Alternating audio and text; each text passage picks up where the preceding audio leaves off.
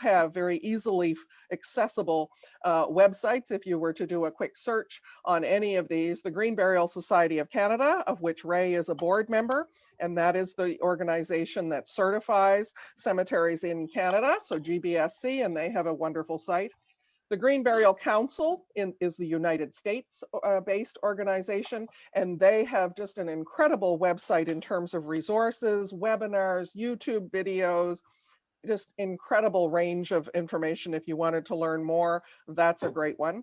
And then Ray and I are both part of Green Burial Nova Scotia, which is an advocacy and education oriented group of people. We're currently associated with the Ecology Action Center and considering how to increase awareness of green burial. So one of the new things we've just had 2 different Zoom lunchtime cafe conversations that have been very well attended from people all across North America who have questions and who have interest in green burial.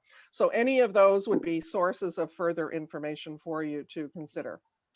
And that's the end of the formal part, because we know that people have lots of questions and we wanted to give lots of time for that. So I'm going to stop sharing, and I'm not sure if somebody wants to particularly facilitate them, but I'm looking at the chat line and I see 2 things there right now.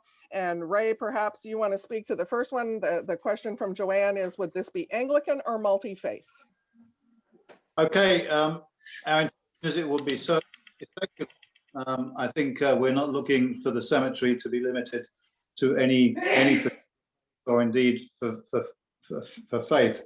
And I think interestingly, when that relates to how we might use the church building, we see it would be a great facility to have a properly consecrated church for services, funeral services. But at the same time, we might well say that they could also be used as a space for other forms of celebration of life, and less forms depending on what was wanted.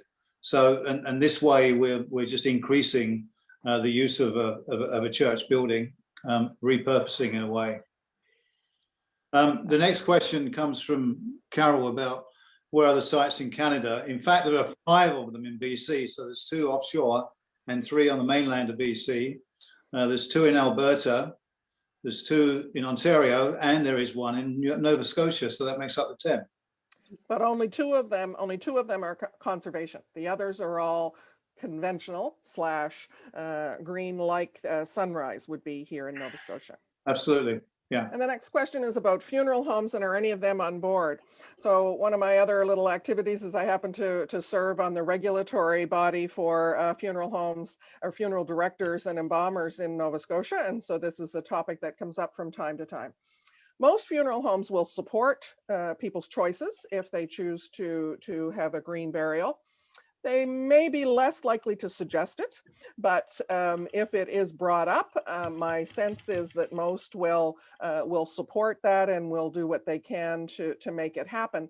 But it certainly isn't mainstream yet here, and similarly in many parts of the country, although we're starting to see more funeral directors, for example, on the board of the Green Burial Society of Canada. So we're seeing some that are looking in that direction and recognizing that this is something that they need to be paying attention to for the future. I think they've probably been staying quiet on it up until now in cases to see if it actually is a thing or if it's just this fringe kind of thing that may not be as important for them. But I think we'll see more attention, and we'll also see more alternatives because of course you can do a full green burial without the involvement of a funeral home at all. And so we'll see some different directions there. Somebody was asking where in Ontario, Ray? I'll just add on that piece, Louisa. It's interesting, my involvement on the board of the Green Burial Society of Canada. This is a big challenge, getting funeral homes on board, because clearly it could potentially be just a big loss of income for them. It's nice and expensive to embalm bodies, whether it's necessary or not. And it's nice to sell those $10,000 caskets. Okay, can I tell you what I'm thinking of? Yeah. My boyfriend lives in Brook Valley, which is outside of Perth, and they have homesteads, and it's like the hippies are still there. And I just think these people would love to hear about this type of thing, and it's kind of one of those things that and they, you know, they have land. Anyway, I'm just, when I Now, heard Holly, that, yeah, you're absolutely right, Holly. And in fact, the community death care movement is yeah, growing in yeah, Canada. In Cape Breton is where the yeah, main community in Nova Scotia. yeah, they have, Cassandra Yonder would be one of the people who's very involved in that. I'm certified they through have one her area that's program. called the Mm, Bathurst Homestead, and it's got a whole bunch of yeah. places on it. And if you would consider doing a presentation, your slideshow is really nice, but you're so passionate in your talking. If you would, Sure. if I put it out to them and said who's interested, it's kind of reminds me, I've got to say, how I adopted my daughter 25 years ago when I saw a 10-minute presentation on TV and I went, I'm doing this. And I thought, you know, maybe somebody there would go, wow, that's so cool. Well, So I would absolutely. talk to them and if you're Yeah. interested, because No, I think they would love it. They would love it.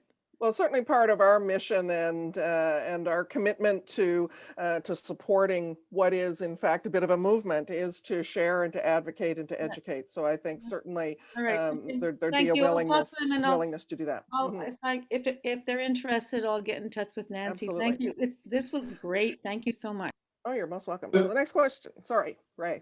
anyway, you know, on the Green Burial Society board, there are several funeral directors from BC, from Ontario, and from Manitoba, and so there are funeral directors who get it and are actually, and they don't work for the dignities of this world. They don't work for the big corporations, but they can see that there is a differentiator here that they can offer, and that they should be prepared to offer it when people come to them and say, we want green burial.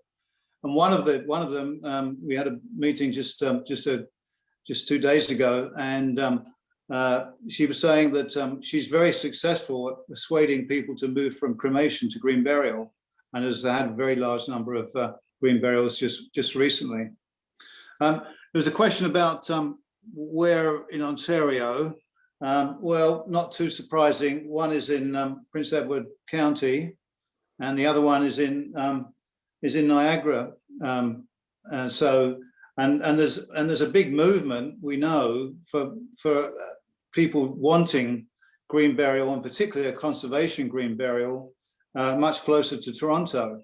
The big problem is they need to find the land, it's land, as you know, is very expensive in Ontario. Particularly if it's going to be close enough to Toronto, the Greater Toronto area. And so one of the things that we are starting with is that we, you know, with the church's agreement and the diocese agreement, we have the land. So we're in a bit of a race in some ways that to see who has the first conservation green burial standalone site in mainland Canada. So we'll see how that goes. So the next question was around who can hold a conservation easement. Well, in Nova Scotia, conservation easements are managed through the Department of Lands and Forestry, and they have designated a list of organizations that currently have the authority to apply for an easement. And it's a fairly restricted list. It was a list that was put together when this was created by a previous government, and my understanding is it came together quite quickly, and so a list of names was put on a list of who can do this. So it's groups like, no surprise, the Nature Trust, the Nature Conservancy of Canada, Brador Lakes Group, Ducks Unlimited, Ecology Action Center. There are a few others that are there as well. And none of them are particularly relevant for us at this point. So part of our conversation is to identify the most logical and relevant organization, Helga, that could potentially help us with this easement process, and to have that list added to with an appropriate organization in St. Margaret's Bay. And you commented about individual woodlot owners, and that's a different type of easement that landowners are able to get to protect their land in another way other than because of ecological conservation evidence for a particular piece of property. And that, as far as I understand it at this point, is not an approach that would work for us to have the conservation designation, because that was a really important part of this, to have that conservation certification from the GBSC. And at this point in time, the community easement or an individual property owner easement doesn't get us that. We have to demonstrate We need more moose, we need more special lichen, and we need more yellow birch to make it happen. And I think we've got the case. We just need the way to hold that. One of Somebody- the concerns that I have that is related to that question is the how eternal the group is. If it's an eternal conservation conservation easement, you essentially are saying that you're going to have care over a very long period. Organizations aren't perpetual, and Right. especially ones that rely on basically volunteers to work. They may come and they may go. I'm on the board of one that is considering the probability of having to dissolve. So it would seem like the church is the least likely to dissolve in our community. And it would seem like if the Anglican Church could be the conservation easement holder, that would be the best solution, I would see. And that's coming from having thought about it and being very much in favor of it, but just worrying that the St. Margaret's Bay Stewardship Association, whom I'm a board member of, and therefore that's why we're talking about it in those terms, may or may not be around for 10 years, you know? Right. And I think that's contemplated by the province in this list of organizations that they have. The same thing could happen to them. And so I don't know the details of how the province would then take on that easement process, but my understanding in my conversations with them is that it isn't as though it would just go away. And so I will pursue that because it is a good question. At this point, they aren't allowing organizations like a church, for example, to be the applicant. It requires, because it's related to conservation. So it has to be an organization whose mission and values are stated in a way that shows that this is part of what they exist to do. And so that's why all of the organizations on the list right now are groups like Nature Trust and Ducks Unlimited and Bredor Lakes Protection Society and so on. But that is something that I'll be taking that conversation forward next to see what plan B, C, D, and E might be as we continue this. But thank you for those great questions. Somebody asked how far along we are on the St. Paul's Conservation Area, and that ties into that, which is we're at the point of looking at the land and studying the land from an ecological perspective and looking to have more work done from a survey and forestry asset type of mapping work done. We're hoping we might be able to raise a little bit of funding through some government student grants to have some students perhaps who have expertise and who are learning more about trees and plants and surveying and all of the things that would be important to make the case for the conservation piece. So if we continue to stick with the idea of conservation site for green burial, there's still a lot of hurdles to get through, because the first step is identify for sure that the land has the potential to be a conservation site, then identify the organization that can apply with us to the Department of Lands and Forests to get that designation, then do the work that's needed to have the clarity around the suitability of the areas on that 27 acres that have the appropriate water drainage and all of the pieces that are important from that standpoint for burial, and to have all of the, the formalized mapping and surveying for that. Then we would want to have the certification process from the Green Burial Society of Canada. So it's not next month, the answer. It's not next month. Would it be Okay. useful to start the green burial thing first without worrying about an easement? The church has the ability to have an area set aside for green burial that would get funeral parlors and things starting to get involved with the process possibly and assisting in certain ways. And it would get people used to the idea, and then you would extend, as the paperwork gets done, you could extend it into an easement. And that's one of the Plan B, C, D possibilities, that if the big picture idea, if what we might call in a strategic planning word, the big, hairy, audacious goal, the really big idea to have the first in Canada, and there's a lot of benefits to that, because you can imagine that the associated marketing and the awareness building that would come from that would be very significant. So that's the golden goal, if you like, for really getting it started in the way that really gives us that benefit from an awareness and education perspective. If it's going to take too long, and if we just can't see ways through all these hurdles, then what you've just suggested is a backup kind of idea. We still need to do more work around the mapping and the ecology and all the water things and so on to figure out where in that 27 acres, and it would be in the front part. So the first kilometer of that land, where would be the appropriate place? And then there's still lots of work around things like paths and driveways and parking and all the things to get there. So it's all part of the mix. And at some point we'll have to, quote unquote, put a stake in the ground to decide A, B, C, or D on that one.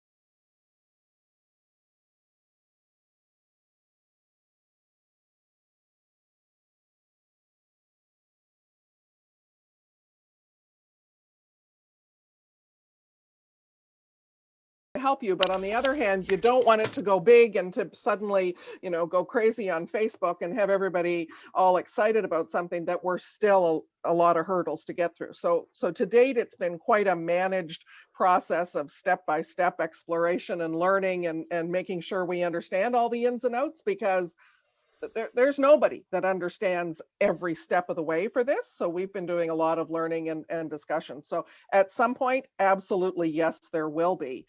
I just don't think we're quite there yet.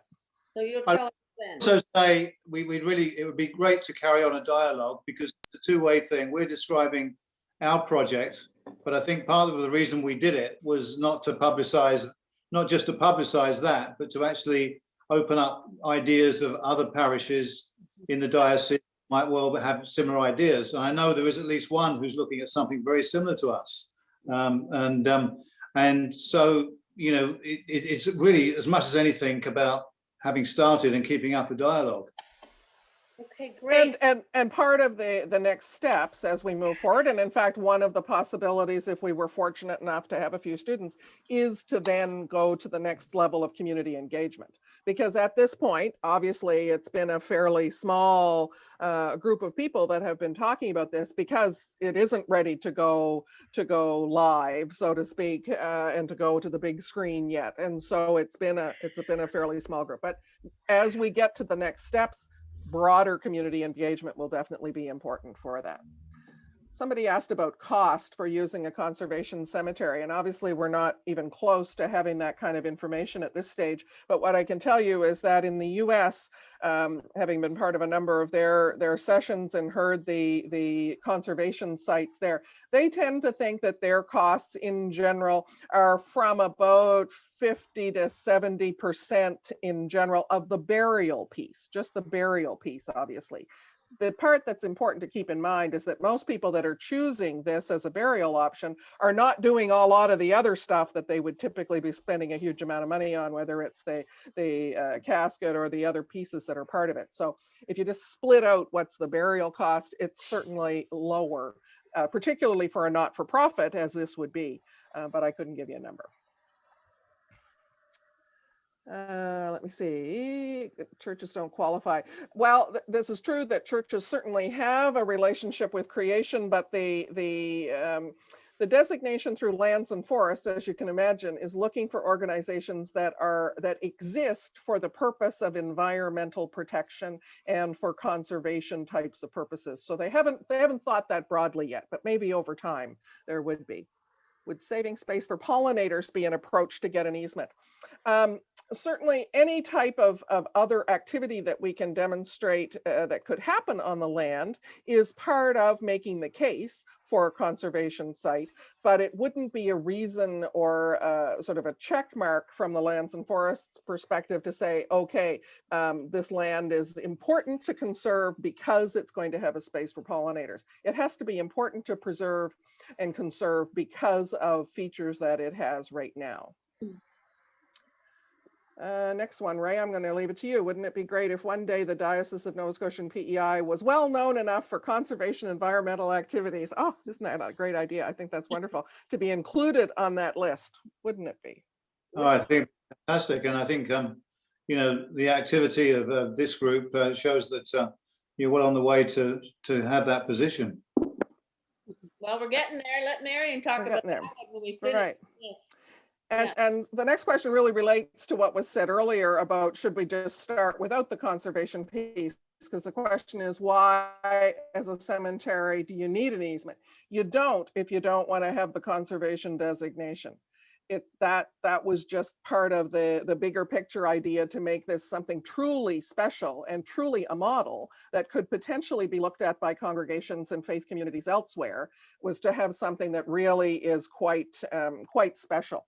But plan B, C, D, or E, I don't know which one. One of them, if this doesn't continue to move forward, could be a fallback position that says, okay, we're not going to be certified as a conservation cemetery. We're going to be a small green cemetery, or we're going to be a large green cemetery, and go that direction. We're just not at that point yet for sure, but it doesn't require it. It's just that was part of the big picture goal. Do certain regulations exist to discourage this type of thing? I wouldn't say there are regulations that discourage it. There are, if you want the conservation designation, there are regulations that put hurdles in place that are quite logical. I'm not disputing the need for the criteria and the reasoning that a provincial government would have to put in place to say these are the hoops you have to jump through. They make sense for a conservation easement. They're not discouraging it. They just make it a little bit hard in some ways, but it makes sense to have to do it. What are the discourages it? responsibilities and liabilities of a conservation easement holder? So the owner of the land, so in this case, the diocese would require the insurance, so to speak, in terms of liability for the land. It isn't the easement holder that has that, it's the owner. There's still an owner of the land that has those responsibilities for liability related to it. Good question. And we're also looking at a non-profit to actually run the facility as well, which would also be part of the liability ownership. Okay. I must have missed the question. I would really like to discuss the burial. Oh, burial pods. I did see that somebody said that there was a banner about burial pods. And I presume by that you mean the pods that kind of look like a teardrop shape that Yes. that can become part of a tree. There are so many interesting and innovative ways that are in the marketplace, shall we say, for green burials, some of which have good research behind them and some of them not so much. So an example might be the mushroom suit that one of the Hollywood celebrities was supposedly buried in a mushroom suit. And there's research on both sides. This is a sort of a shroud that was embedded with spores, fungal spores, with the idea that it would enhance the decomposition process. There's no real scientific evidence that that's the case. I tend to be kind of evidence oriented on this. Similarly, things like pods that can be part of a burial exist. There are different types of tree possibilities that remains can be mixed with other things to become a tree. There are different types of cremation. There's a water cremation option now. There are a lot of these, and I would say that at this point they're all still fairly small. There's starting to be some research done on them. Not really options here yet. I think you mentioned that was about 10 years off, and that's probably pretty typical. Wow. Let's take one more question. You've been going at it pretty hard here. Okay. Is there anything left? There was one more there. So we have space to designate a space that is only green burial. Does that move this movement forward? Are there downsides to this? Good question. I think it certainly does move things forward. Are there downsides? There's going to be downsides to everything. There are going to be people that don't like it. There are going to be people that have the ick factor about talking about alternatives to how we approach burial. All of those things come up. There would be some people involved in conventional funeral practices who probably don't like it. We've seen some movements in Nova Scotia for some slight innovation in some funeral practices, and there are often some outcries about some of that for a while until people get used to it. So sure, I'm sure there are lots of other possibilities, but I'll stop because I think we're at time and I don't know if there are any other questions. No, I think I think, I don't know, this is our largest group so far, just so you know. Obviously, there's incredible amount of interest in this. Marion's been freezing now and then. That's why I was on the phone. So I haven't been chatting with other people. And by the way, happy That's for amazing. you. I'm passing it over to Marion as I always do. I like Marion to have the final Okay. preamble last word. And what I should probably do is get you, can you know how to copy the chat, Louisa and Ray? If you go down to the bottom to where it says file and over to the three dots and copy it, then maybe what you can do is take a look at it later, make sure that you are satisfied with the fact that you got all your answers in. And if there's anything that you want to add, then we can share that by email. And Mary, just one thing, I don't know if you were frozen or not when I asked how the Den could support them. And Yes, what? how the Den could support them. Yeah, I did miss that. Did you miss that? Yeah. Okay, so and whether we would contact MLAs or whatever. Louisa and Ray says the time's not right yet, but when it is, they'll let us know. Sure. Or what you need. I think probably the important thing to do is to, and I may, you might agree with me on this. I mean, Ray and I go back a long way on this subject. So, and Louisa, I've really gotten to know in the last, 6 months or so. And anyway, I think that one of the onuses on us is to try to do whatever we can to share this information with Anglicans, with other faith traditions, and with all the people who are connected to the Environment Network, so that we at least give you an opportunity to, and it's more like give you an opportunity to disseminate this information. So if you want to feed it to us or post it on our Facebook page, or if you have anything you would like to add to our website as a file, so that it's a resource available to people, then we can do that too. And so I think that that those are some of the things that we can do to immediately help you, and that's sharing information. If there's other things, of course, we want to do that too. And we have to say kudos to the parish of French Village, who are one of the initiators of this. I remember the day that Reverend Brianna said to me, we got a couple of people in the parish who want to do this. What do you think?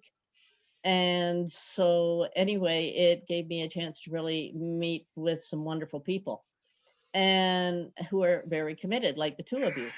And so anyway, that, that was a wonderful presentation. I don't know whether we had enough time. I think we could spend a day on this one, but I'm also glad. So the other thing I wanted to say as we're wrapping up here, besides thanking you profusely for this, and hoping that we can continue this relationship in productive ways. But I wanted to do a little bit of a promo for upcoming sessions. We're going to be, one of the things that most people are really aware of is that we have this highly successful online art gallery. We have artists now submitting and wanting to be part of it. In a couple of weeks, we're going to be doing a couple of sessions that are around this whole idea. One of them with one of the artists, Dale Cook, in 2 weeks, a couple of weeks after that, all of the artists, the original artists for the gallery. A couple of weeks after that, one of the other artists, Donna Giles. And so we have a few things like that. But before that, next week, and so what's really worked well is saying, would you bring somebody from your parish? And I like this. I think this is really working well.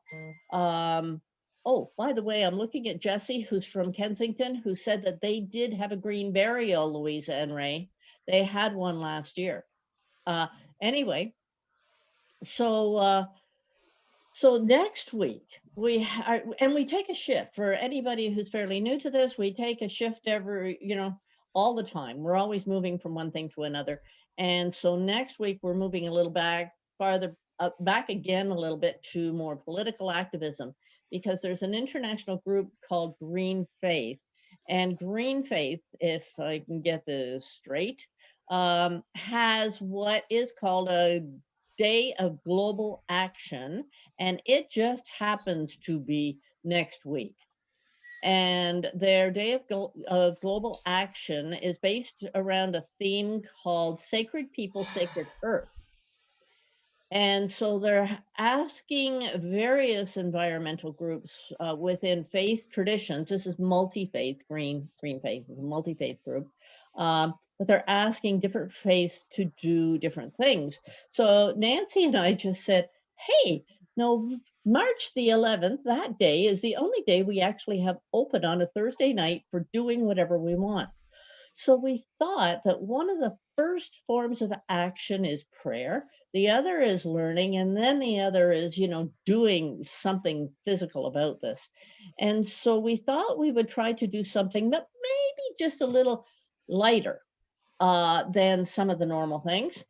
And so we're going to ask people to come to bring, this time it's show and tell again, bring your parish priest or your minister of your pastoral charge, bring a deacon, a lay minister, bring somebody who's interested in liturgy or prayer or that sort of thing, or you bring people from your Bible study, but bring somebody with you next week who wouldn't mind engaging in some small group discussion about that.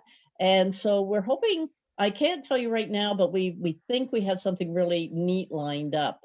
And so it'll bring your imaginations, bring your sense of humor, bring somebody with you. So that will be our contribution to this Global Day of Action. So with that, Nancy? Great, wonderful. See everybody. Thank you again, Louisa and Ray. Let us know when we can do something for you and support you. Okay, great. Thank you. Thank God you, bless you all. everybody, for coming from across the country, including Newfoundland. Bye. Thank you. God bless. God bless.